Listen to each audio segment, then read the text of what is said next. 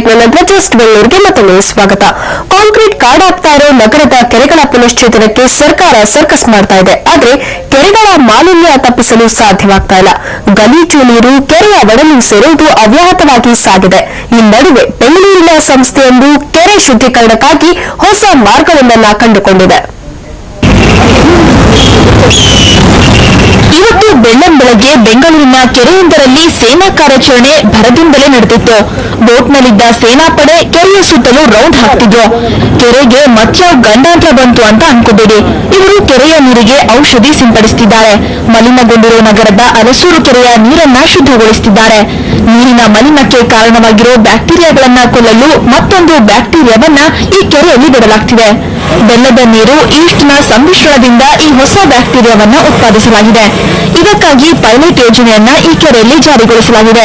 Activated effective microbes ಅಂತ ಅದು ನೀರಲ್ಲಿ ತಂತಾನೆ ಹರಡಿ ಅದಕ್ಕೆ ಆಹಾರ ಬಂದು ಕಲುಷಿತವಾದಂತಹ ಸ್ಲಡ್ಜ್, ಬಯೋಡಿಗ್ರೇಡಬಲ್ ಮೆಟೀರಿಯಲ್, ದುರ್ವಾಸನೆ ಕೊಡ್ತಕ್ಕಂತಹ ಎಲ್ಲ ಏನಿದೆ ಅದನ್ನ ಅದು ತಿಂದು ಅದಕ್ಕೆ ಅದು ಆಹಾರ.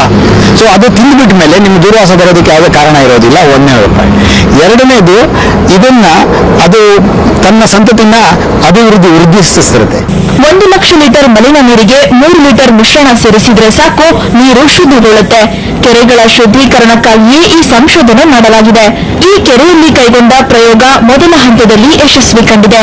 ಕೆಟ್ಟು ನಾರುತ್ತಿದ್ದ ಕೆರೆಯ ಬಳಿ ಈಗ ನಿಂತುಕೊಳ್ಳುವ ಪರಿಸ್ಥಿತಿ ನಿರ್ಮಾಣವಾಗಿದೆ. ಆದರೆ ಪದೇ ಪದೇ ಕೊಳಚೆ ನೀರು ಕೆರೆಗೆ ಸೇರುತ್ತಿರುವುದು ಸಮಸ್ಯೆಯಾಗಿದೆ. ಹೀಗಾಗಿ ಮತ್ತೆ ಮತ್ತೆ ಈ ಮಿಶ್ರಣವನ್ನ ಕೆರೆಗೆ ಸಿಂಪಡಿಸಬೇಕಾಗಿದೆ. ಈ ಲೇಖನ MEG ಅವರು ಇದನ್ನ ಅವರು ದತ್ತು ತಗೊಂಡಿದ್ದಾರೆ. BBMP ಅವರಿಗೆ ಕೊಟ್ಟಿದ್ದಾರೆ. ಆದರೆ ಮೇಂಟೆನೆನ್ಸ್ ಮಾಡ್ತಾ ಇದ್ದಾರೆ. ಮತ್ತು ಇಲ್ಲಿ ಇದೊಂದು ಚಾರಿತ್ರಿಕವಾಗಿರತಕ್ಕಂಥ ಬೆಂಗಳೂರು ಲೇಕ್ ಆಗಿರೋ ಹಿನ್ನೆಲೆಯಲ್ಲಿ ನಾವು ಇದೊಂದು ಪೈಲಟ್ ಪ್ರಾಜೆಕ್ಟ್ ಆಗಿ ತಗೊಂಡ್ರೆ ಇದು ನಾವು ಸರ್ಕಾರಕ್ಕೆ ಕನ್ವಿನ್ಸ್ ಮಾಡೋಕ್ಕಾಗ್ತದೆ. ಇಲ್ಲಿ ಏನು ನಾವು ಪ್ಯಾರಾಮೀಟರ್ಸ್ನ ಟೆಸ್ಟ್ ಮಾಡಿರ್ತೀವಿ ಅದನ್ನ ರಿಪೋರ್ಟ್ ಮಾಡಲಿಕ್ಕೆ ಇಲ್ಲಿ ಏನಪ್ಪ ಸಂಬಂಧಪಟ್ಟಂತವ್ರು ಇರ್ತಾರೆ. ಆ ಹಿನ್ನೆಲೆಯಲ್ಲಿ ನಾವು ಈ ಲೇಖನ್ನೇ ಸೆಲೆಕ್ಟ್ ಮಾಡಿರ್ತಕ್ಕಂಥದ್ದು. ಕಡಿಮೆ ಖರ್ಚಿನಲ್ಲಿ ಮಲಿನ ನೀರಿನ ಕೆಟ್ಟ ವಾಸನೆಯನ್ನ ತೊಳೆದು ಹಾಕೋ ಪ್ರಯತ್ನವಿದು. ಬಾಳೆ ಸಂಸ್ಥೆಯ ಈ ಪ್ರಯತ್ನಕ್ಕೆ ಜಯದಿಂದಲೂ ಶಭಾಷ್ಗಿರಿ ಸಿಕ್ತು. ರಾಧಾಕೃಷ್ಣ, TV9.